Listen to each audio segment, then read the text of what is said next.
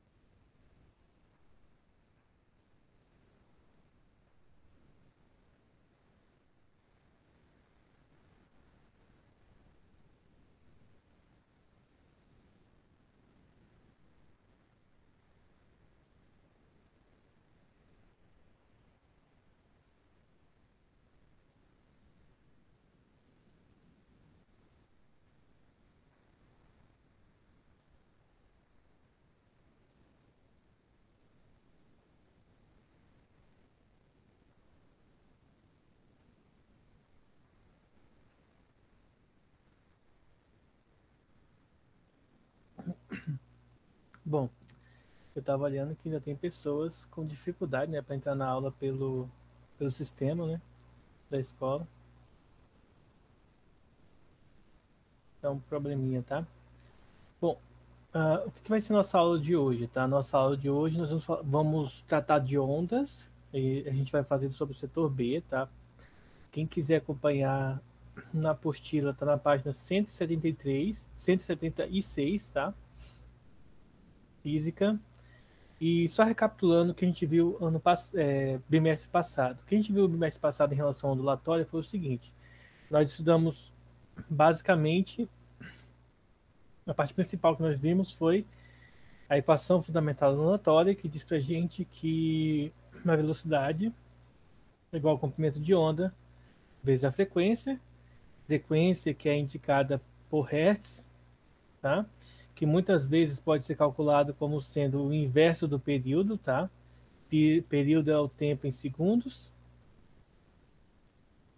Comprimento de onda, que é dado em metros, comprimento de onda que algumas vezes pode ser o ΔS, tá? Algumas vezes, então tem que ter cuidado, mas precisamente o comprimento de onda, tá? É a distância entre duas cristas. Esse é o comprimento de onda quando estudamos as ondas. E a velocidade, que é metros por segundo. Algumas vezes a gente pode calcular a velocidade como sendo ΔS sobre ΔT. Então a gente tem que ter cuidado porque nem sempre a gente pode calcular assim. A gente tem que ver quais são as opções que a gente tem, se é possível ou não. Hoje nós iremos abordar a ondulatória e nós iremos estudar, em primeiro lugar, associado a ondulatória associada a cordas, tá? E depois a gente vai ver as ondas eletromagnéticas. Ondas associadas a cordas, que geralmente vão produzir som, é uma consequência de nós termos as ondas mecânicas, tá? E por ter ondas mecânicas, a gente não vai possuir, a gente vai ter que ter, né? A gente vai ter que estudá-las no meio material, ou seja, não vai ter no vácuo. Vamos então para um resuminho aqui, tá? Vou logo tirar os outros prints também, já mostro para vocês.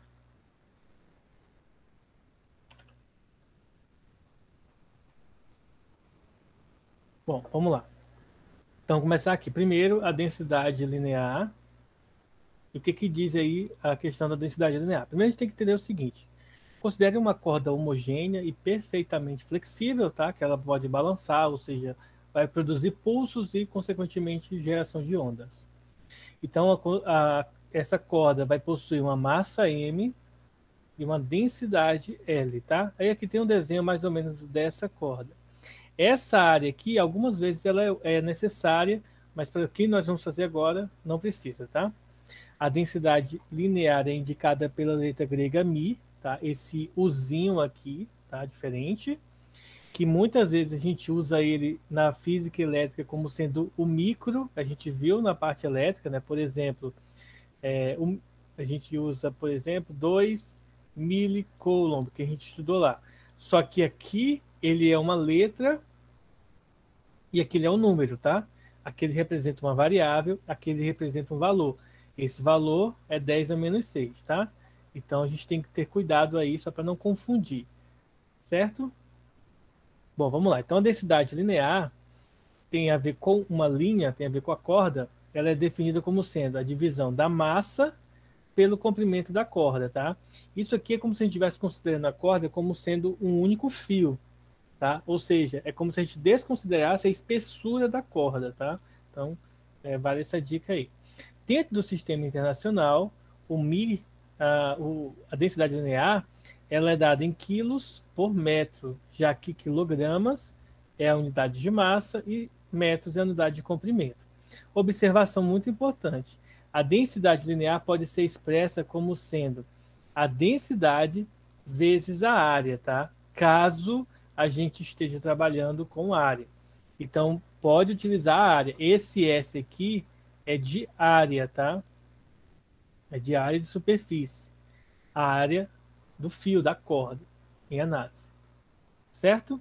E por que eu estou abordando isso com vocês? Pelo seguinte fato, de que muitas vezes a geração de ondas é feita a partir de cordas, tá?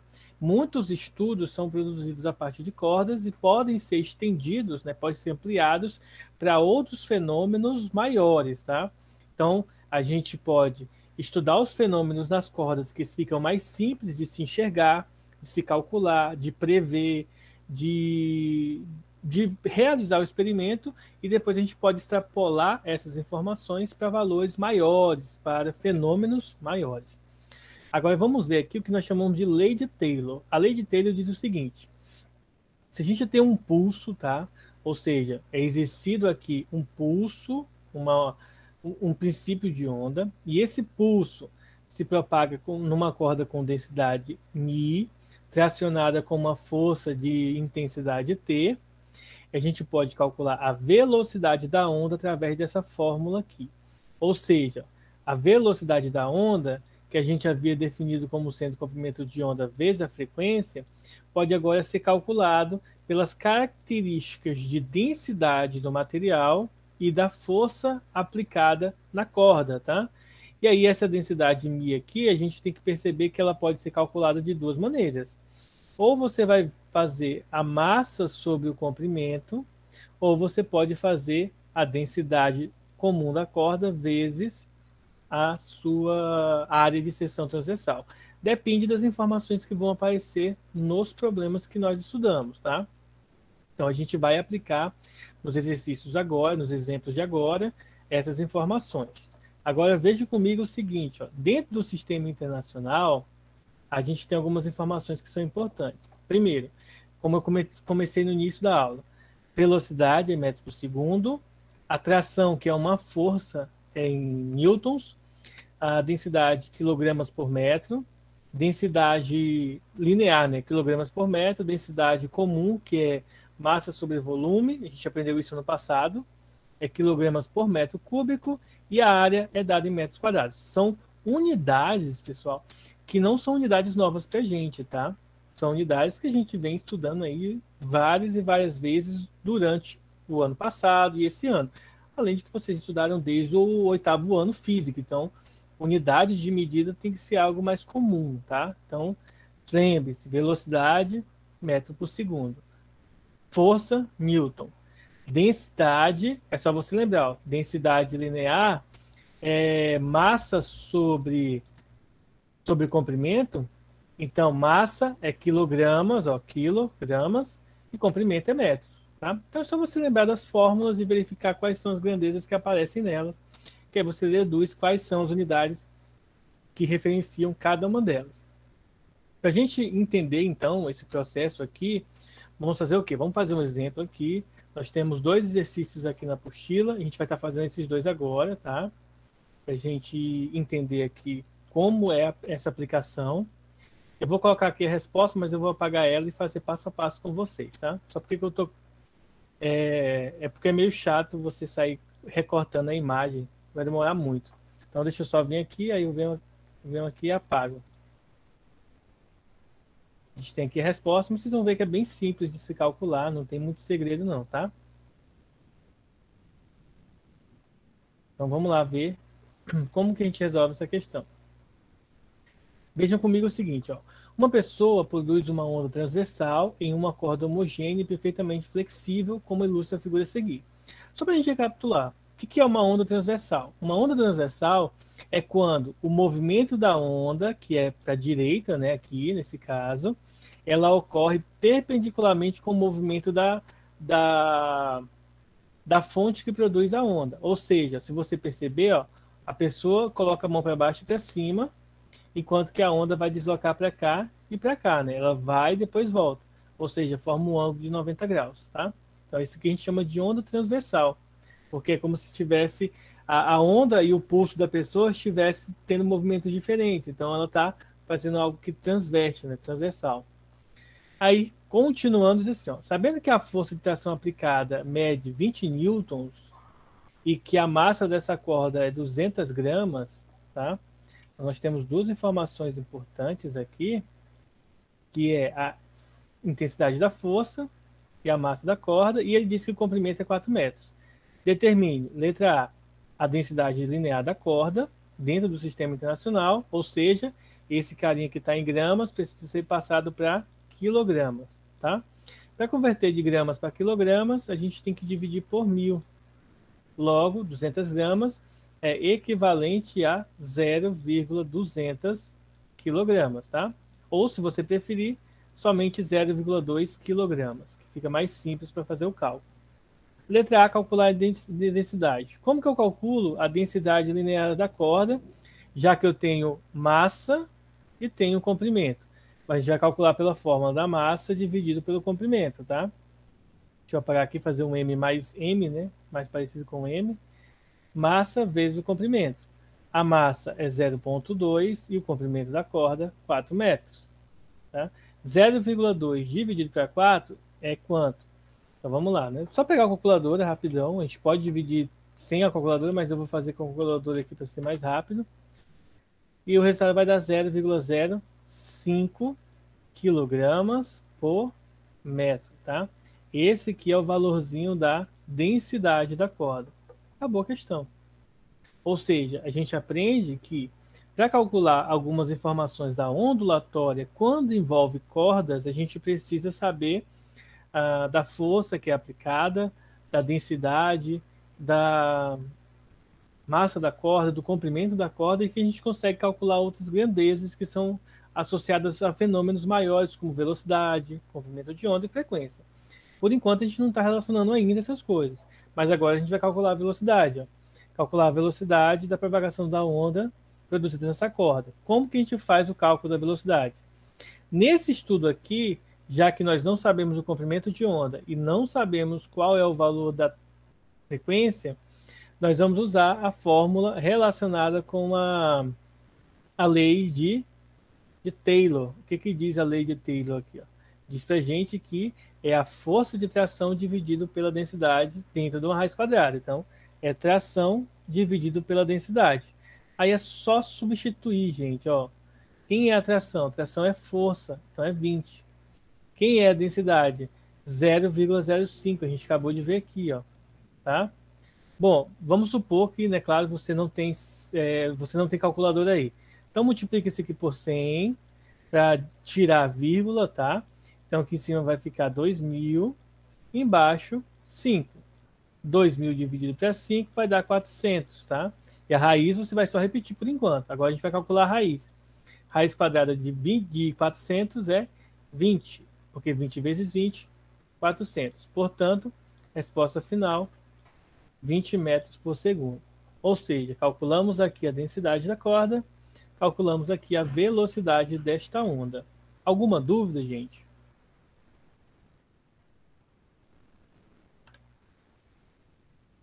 Algum comentário? Se tiver, vamos aí para a gente conversar sobre eles. Que é melhor vocês perguntarem agora do que ficarem com dúvida aí, principalmente para o dia da prova, tá? Então, aproveita. Enquanto isso, eu vou pegar aqui a questão 2, tá? Para a gente fazer ela.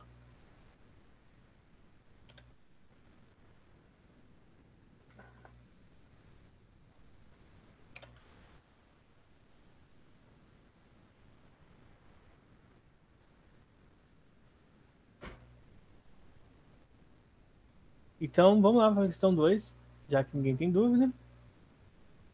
Questão 2 diz o seguinte, ó. Observe a figura a seguir.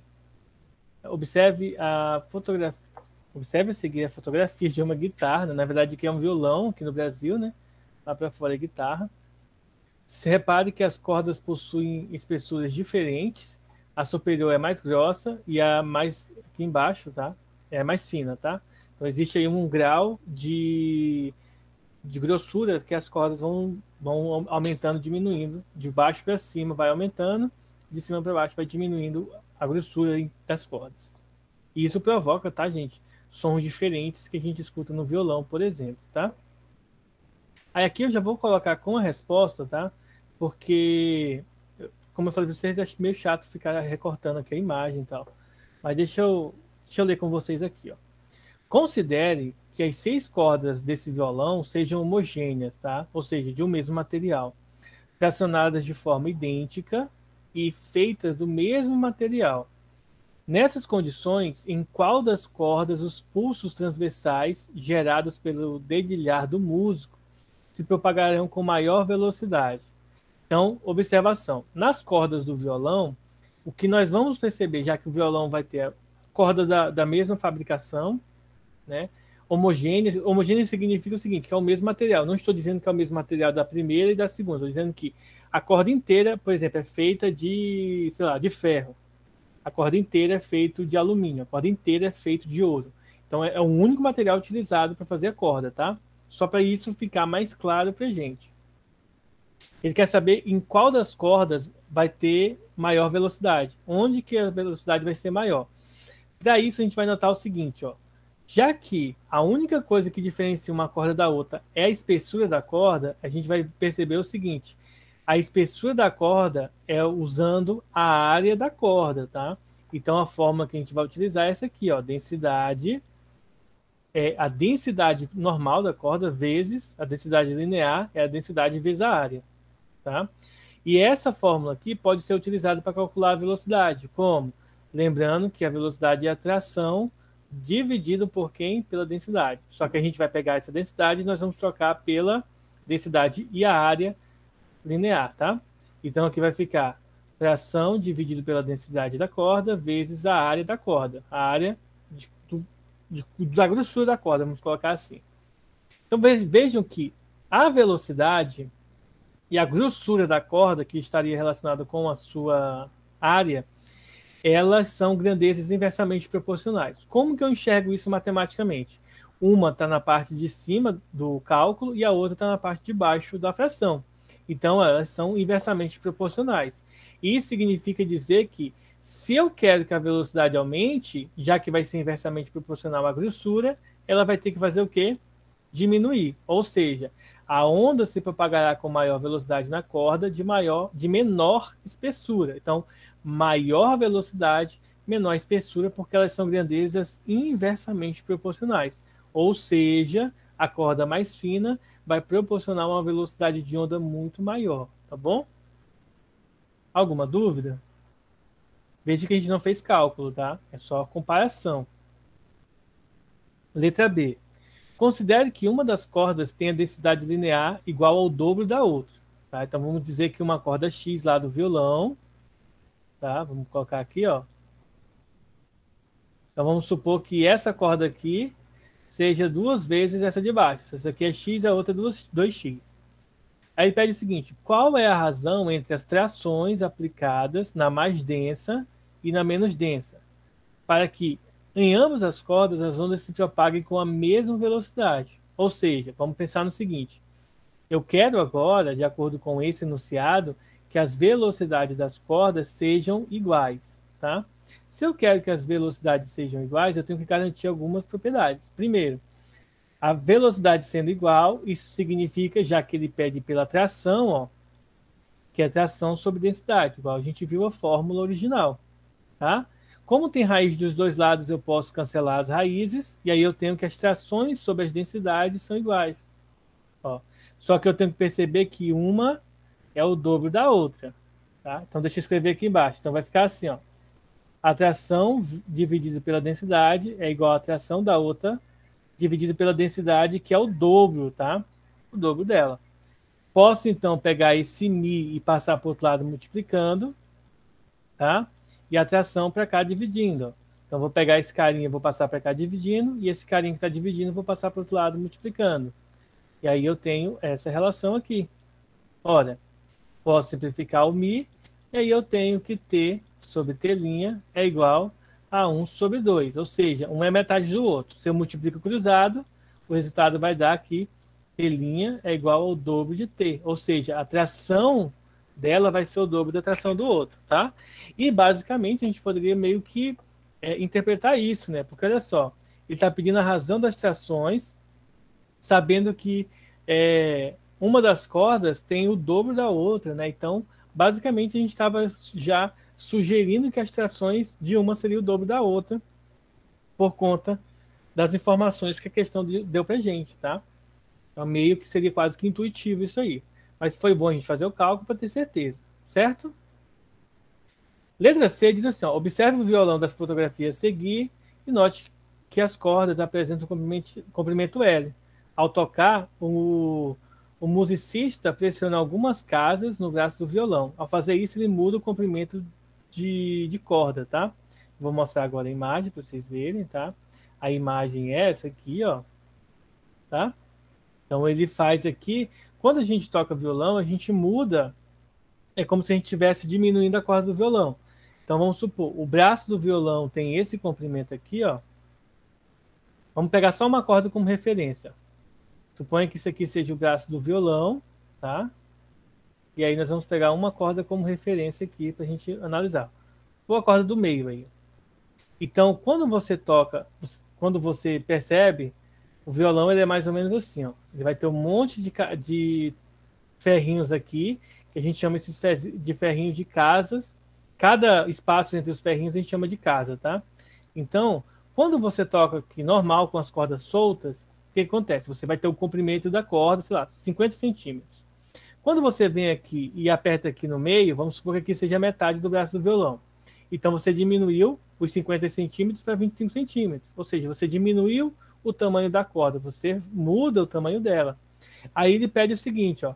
Considere que certa corda, ao ser percutida sem que o musicista pressione qualquer casa, apresente um pulso que se propaga com velocidade v. Ele está só supondo aqui. Se ele pressionar a corda, tá, de modo que seja na metade, ó, o comprimento dividido por 2, ou seja, na metade, qual será a nova velocidade de propagação dessa corda? Isto é, se eu tenho aqui, ó, velocidade, ele é raiz quadrada da tração dividido pela densidade. Só que eu sei que a densidade da corda ela é dada por qual fórmula? A densidade, quando eu uso o comprimento da corda, tá? Aqui do início, ó, aqui do início, é a massa da corda vezes o comprimento dela. Então aqui fica massa dividido pelo comprimento. Então eu vou fazer o que aqui? Eu vou dividir isso aqui por 2, né? Ó, então vai ficar assim, ó. Repito a primeira fração e multiplico pelo inverso da de baixo. Ou seja, de forma resumida, nós teremos a tração vezes o comprimento dividido por 2. Ó. Então, a velocidade vai estar dada por essa relação matemática. Eu só fiz a relação matemática. Então, quando o musicista pressiona a corda, independentemente da casa, ocorre alteração do comprimento da corda e da massa do trecho. Ou seja, se você pressiona na metade do braço do violão, você está dividindo aqui a corda em duas partes. Ou seja, essa parte aqui vai possuir um comprimento menor do que o original e a massa desse trecho vai diminuir também. Ó, então, a densidade linear da corda não muda. Tá? Como a tração não muda, a velocidade não sofre alteração. Apesar da mudança aqui do comprimento de onda, do comprimento da corda, a massa da corda não vai mudar. Ou seja, nesse caso aqui, não sofre alteração.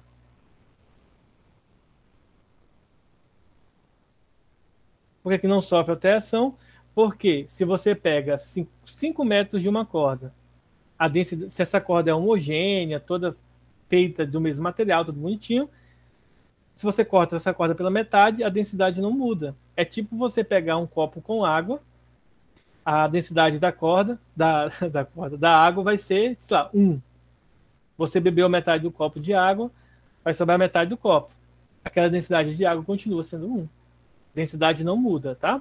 A não ser que você tivesse uma corda de violão em que 50% era aço, os outros 50% era nylon, por exemplo, tá? Aquelas cordas de pescar. Então, se você comparar aqui, se você corta aqui no meio, a densidade muda, tá? Então, de fato, tem alteração, mas só se for desse modelo aqui, dessa forma. Se não for dessa forma, não sofre alteração. Alguma dúvida, pessoal? Bem tranquilo, né? O que a gente vai fazer agora? Nós vamos ver a próxima parte, que é o estudo das ondas eletromagnéticas, tá? Que é uma continuação do estudo que a gente fez no bimestre passado. A gente deu uma pausa nas ondas, né? De maneira, digamos assim, conceitual, e vimos a parte de ondas de maneira calculista, igual a gente está vendo agora.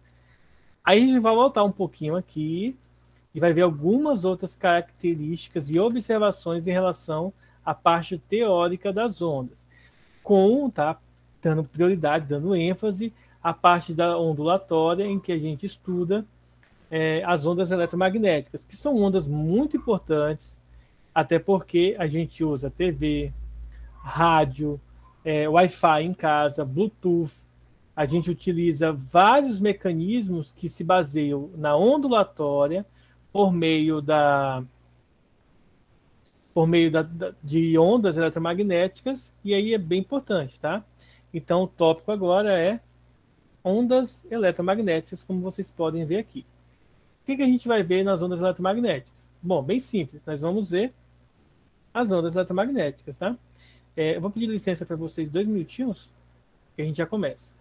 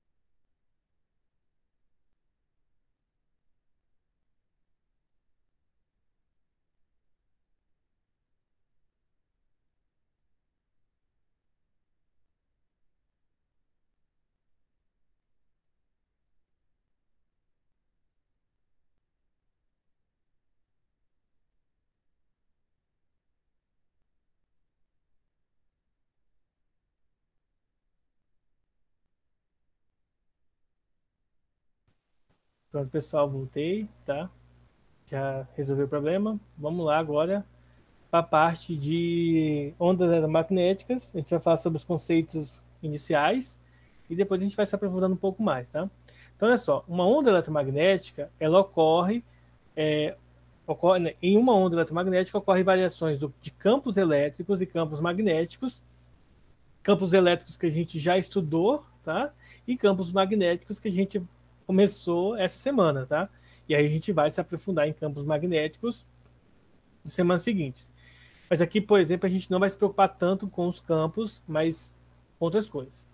E essas variações que ocorrem, elas ocorrem formando um ângulo de 90 graus. Elas são perpendiculares entre si ao longo da onda, tá? Nesse sentido, as ondas eletromagnéticas, diferente das ondas mecânicas, não necessitam de um meio material para se propagarem. Esses campos elétricos e magnéticos também são perpendiculares à direção de propagação. Todas as ondas eletromagnéticas, portanto, são transversais. Isso aqui é legal, é importante para vocês estarem com isso na mente de vocês para questões de ondulatórias teóricas, tá? Questões que possam pegar e envolver alguma pegadinha, dizer assim, as ondas eletromagnéticas são longitudinais, tá? Seria falsa essa alternativa, tá? Então é interessante marcar isso aí na apostila de vocês, deixar isso aqui como ênfase para vocês gravarem depois, tá bom? Então aqui nós temos um exemplo aqui de um esquema, tá? Simbólico de como seriam as ondas magnéticas e eletromagnéticas aqui, tá? Que juntas gerariam a nossa onda eletromagnética, né? Os campos elétricos e os campos magnéticos, tá? Repare que o campo elétrico variável E o campo magnético B são perpendiculares entre si, além de serem perpendiculares à direção de propagação.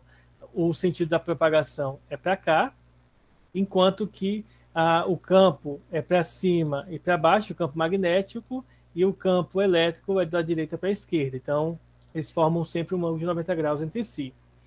A velocidade de propagação de todas as ondas eletromagnéticas é sempre igual à velocidade da luz, tá? Que a gente adota como sendo 3 vezes 10 elevado à oitava. Lembrando para vocês que a velocidade da luz é indicada pela letra C. E aí a gente coloca 3 vezes 10 à oitava metros por segundo. É um pouco menos que isso aqui, tá, pessoal? Mas não vale a pena a gente usar o valor exato por conta da mesma forma que a gente faz com a gravidade, tá? A gente arredonda aí para cima para ficar mais fácil. Nos demais meios, por conta da refração, a gente tem uma mudança. Na verdade, não é nem pela refração, é pelo índice de refração de cada meio, tá? A luz ela vai mudar de velocidade, consequentemente, dependendo da substância, as ondas eletromagnéticas, tá? Elas terão velocidades diferentes. Por exemplo, a luz verde propaga-se no vidro e na água com velocidades diferentes, tá? Da frequência da onda, uma outra coisa que pode mudar a velocidade é a frequência da onda, tá? Por exemplo, a luz azul e a luz vermelha, que possuem frequências diferentes, propagam-se na água e na água com velocidades diferentes, tá bom? Lembrando que, em termos de cores, o azul e o vermelho são duas cores totalmente extremas entre si, tá? Aí a gente diz que aqui são as cores frias e aqui são as cores quentes. E do vermelho para chegar no azul, você vai passar pelo laranjado, pelo amarelo, pelo verde, pelo roxo e tal. E essas mudanças das cores aí têm frequências e comprimentos de ondas diferentes. A velocidade é a mesma. Porém, quando você vem numa velocidade aqui no vácuo, tá? Ou no ar, e você passa, por exemplo, para uma outra substância, como a água ou vidro, o que acontece? Essa luz, ela sofre uma diferença. E, por exemplo, no caso da cor vermelha, ela vai sofrer um desvio, tá? Um desvio X e vai mudar sua velocidade. Já a luz azul vai sofrer um outro desvio e a sua velocidade vai ser totalmente diferente, tá? Então elas vão ter velocidades diferentes. No ar, elas vêm juntas com a mesma velocidade da luz. Mas quando elas passam de um meio homogêneo para um outro meio menos ou mais refringente, há uma mudança de velocidade, consequentemente, uma mudança aí nos seus valores, tá? Comprimento de onda. Vamos aqui para o espectro, tá? Vamos ver aqui o que o espectro fala sobre isso aqui. Opa, deixa eu tentar organizar isso aqui para enxergar bem. Então vamos lá pelo espectro da onda. As diversas ondas eletromagnéticas, elas são diferentes em termos de frequência, tá? A figura a seguir ilustra o espectro das ondas eletromagnéticas e destaca as principais. Bom, dentro dessas aqui, as principais que nós temos, né, para nós, seres humanos, inicialmente a luz visível, tá? Nós temos aqui os raios ultravioletas, o infravermelho, tá? Infravermelho é o que está abaixo do espectro vermelho, tá? Da cor vermelha. As microondas, as ondas de telecomunicações, como onda de rádio, onda UHF e VHF, que eram ondas antigas que eram usadas na televisão. Hoje a gente usa o sinal digital. Temos os raios X e os raios gama, tá? Dentro dessas coisas aqui, entre aqui perto de 10 a 15, de 10 a 14 até 10 a 15 de frequência, tá? Nós temos as cores que a gente consegue enxergar, que vai do vermelho para o azul, tá? Ou do vermelho para o violeta. O violeta seria aquele azul mais intenso aqui. Sua frequência está lá na casa de 7,2 vezes 10 a 14 Hz, tá? Então tá aí esse valor aí, esses valores que a gente consegue enxergar em termos dessas frequências. Uma outra coisa aqui que eu tenho que destacar para vocês é o seguinte: nesse espectro de ondas, a gente vai ter ondas com comprimento maiores, médios e bem pequenos, tá? Geralmente associadas a essas frequências aqui. Mas a gente vai fazer um estudo sobre o comprimento de ondas posteriormente, tá bom? Então a gente vai focar aqui somente na frequência. Deixa eu ver se eu encontro, deixa eu ver se eu pego aqui a imagem maior. Tem uma imagem aqui maior.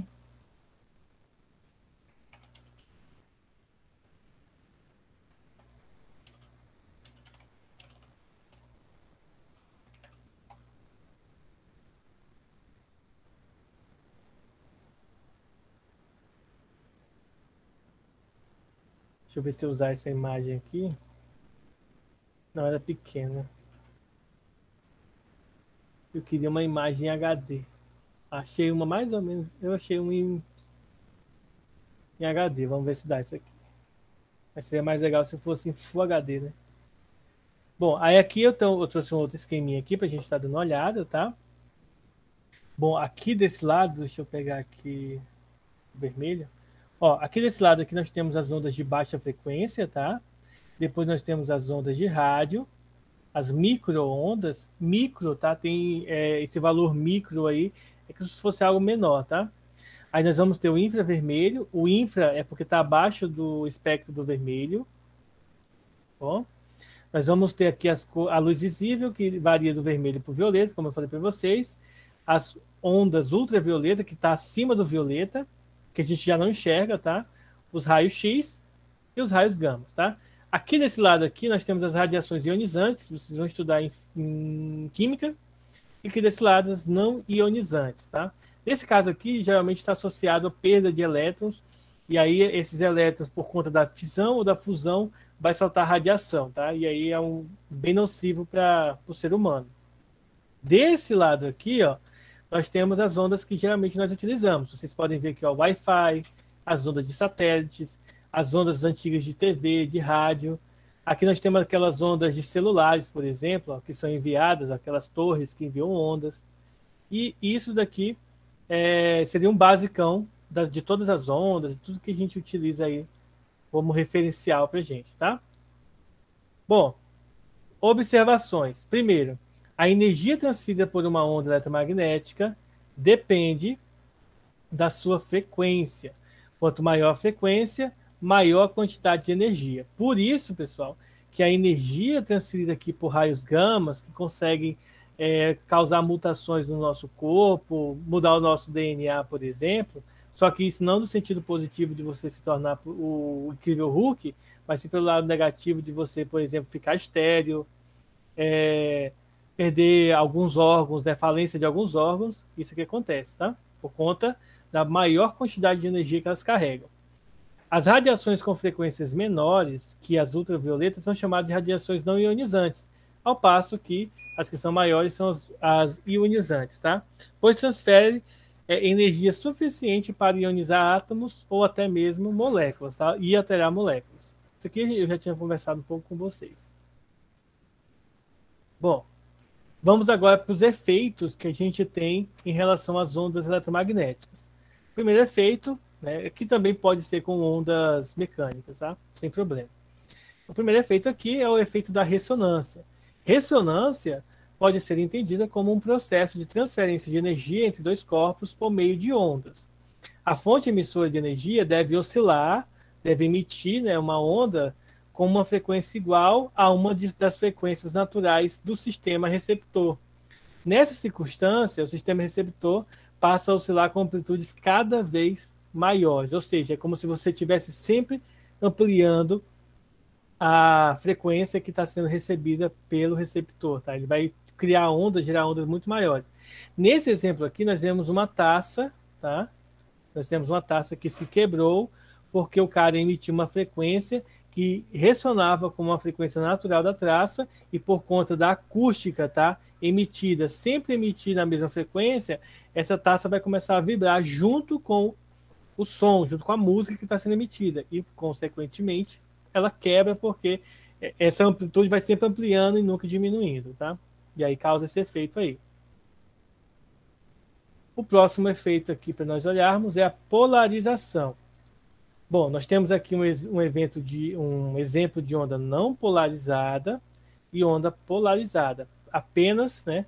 Aqui nós temos onda não polarizada, aquelas ondas que divergem para diversos planos de oscilação.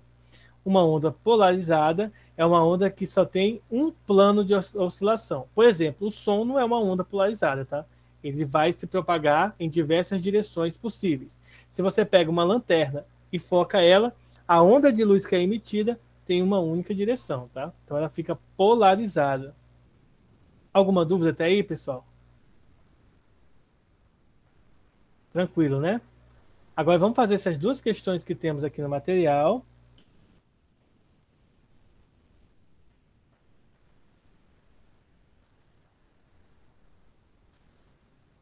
Deixa eu pegar aqui para a gente ver.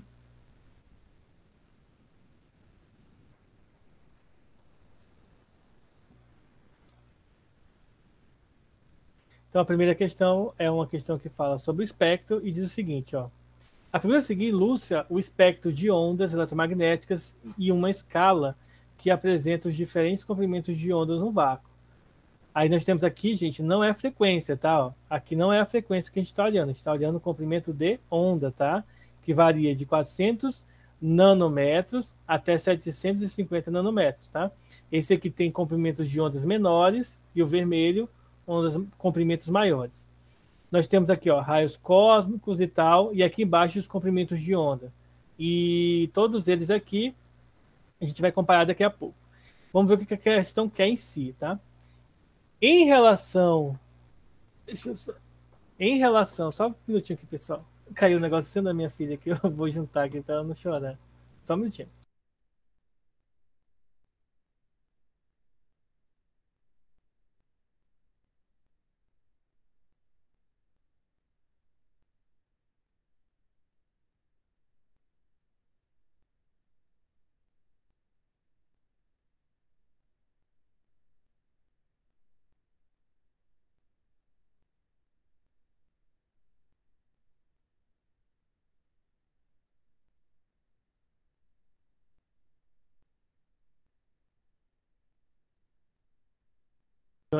Tinha caído um cio em cima dela. Olha só. Então a questão ela fala assim, ó. Em relação aos efeitos biológicos, as ondas eletromagnéticas são divididas em duas categorias, né? Ionizantes e não ionizantes, que a gente viu antes. As primeiras recebem esse nome porque têm a capacidade de ionizar determinados átomos ou mesmo danificar uma molécula de DNA, podendo levar à formação de tumores, como câncer de pele, dependendo do tempo de exposição e da intensidade da radiação. Essas radiações, que podem trazer malefícios à saúde, possuem frequências maiores que a frequência da luz visível. Entre as alternativas a seguir, qual apresenta apenas radiações ionizantes? Então vamos lá. Ionizantes são radiações que são maiores do que as ultravioletas, tá? Então a gente vai verificar aqui, ó. O ultravioleta, pessoal, tá onde, ó? O ultravioleta tá aqui, ó. Então tudo que vem antes do ultravioleta, porque na verdade essa tá a escala aqui, ó, frequências menores e aqui frequências maiores, tá? Então a gente tem que olhar daqui para cá. Nessa imagem que eu mostrei para vocês aqui, ó, ele colocou do menor para o maior, tá? Então seria o quê? São ultravioleta, raio-x e raio gama. Então nesse caso aqui, ó, tem o UHF. O UHF não é, tá? Como vocês podem ver aqui, ó. O UHF, que são ondas de TV, não entra aqui. Então essa aqui é falsa. A segunda, luz azul, falso, porque senão a gente ia ficar cego, né? Porque a gente vê o azul, então a luz azul não é uma radiação ionizante. Letra C, ondas de rádio, infravermelho e micro-ondas. Ondas de rádio e micro-ondas são ondas, né? E infravermelho também são todas ondas não ionizantes, ou seja, estão abaixo do ultravermelho. Micro-ondas, infravermelho e luz violeta. Micro-ondas, ó, micro-ondas está abaixo do ultravioleta. E aí, como resposta correta, letra E, igual nessa imagem aqui, tá? Ultravioleta, raio-x e raio gama são aí as radiações ionizantes, né, que podem danificar as moléculas. Então a resposta correta, letra E de elefante. Vamos pegar agora a última questão, a questão 2. E o que diz a questão 2? A respeito das ondas eletromagnéticas são feitas observações. Primeira, quando aproximamos nossa mão de uma fogueira, percebemos a transferência de calor da fogueira para a nossa mão pelo mecanismo da irradiação. As ondas eletromagnéticas mais predominantes nas transferências estão no espectro do espectro do infravermelho, tá? Bom, essa aqui é verdadeira, tá, pessoal? De fato, a gente estudou a transferência de calor no meio do ano, né? No segundo bimestre, a gente estudou a transferência de calor e vimos lá que a transferência de calor, uma dessas formas é através da irradiação. E ela se encontra abaixo do espectro do infravermelho, até porque a luz, né, a cor que é emitida pelo fogo, pessoal, é vermelha, tá? Em sua característica mais predominante, vermelho. Então, verdadeiro. 2. Em um forno de micro-ondas, os alimentos são aquecidos porque as moléculas de água presentes no alimento entram em ressonância com as do micro-ondas, tá? Essa questão aqui, por mais que seja um pouco menos provável da gente lembrar disto, tá? Mas essa aqui também é vermelha, tá, pessoal? É vermelha, é verdadeira, tá, pessoal? Por quê? Porque, de fato, as ondas de água vão entrar em ressonância com as ondas do micro-ondas. Essas ondas de água vão vibrar e a vibração da água gera o quê? Calor. Ela vai evaporar e aquecer o alimento. Ok? Letra 3, né? Item 3. As ondas eletromagnéticas não podem ser polarizadas. Gente, essa aqui é falsa, tá? Elas podem ser polarizadas, uma vez que elas são ondas transversais, tá? Então, elas sim podem ser polarizadas. É porque elas são transversais, então você pode polarizar as ondas eletromagnéticas. Alguma dúvida, pessoal?